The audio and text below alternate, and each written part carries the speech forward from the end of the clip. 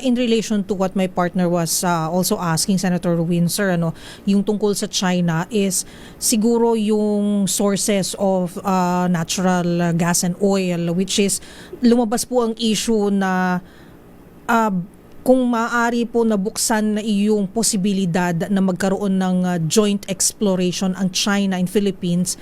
Pero notwithstanding, meron po tayong issue with territorial claims, meron po tayong mga ganito pong mga usapin about legitimacy. Ano po yung mga legal basis for this, mga lalabagin po sa saligang batas natin? Ano po yung mga batas na susundin? Is it the law of China or the law of the Philippines? And saang mga zones po ito gagawin? Ito po kasi yung mga very contentious na mga issues po. Pero kung nangangailangan po kasi tayo ng supply ng langis, baka we have to reconsider po ba yung mga ganitong mga options, Senator?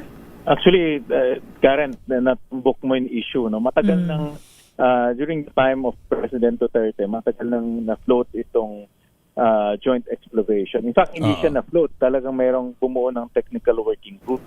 Pero ang naging problema doon, kaninong batas ang susundan? Yes, batas po ba natin o batas ba ng China? At doon nagkaroon ng problema. Ngayon, pwede naman mag-explore, magtingnan ulit kung posibilidad yung magkaroon ng joint exploration.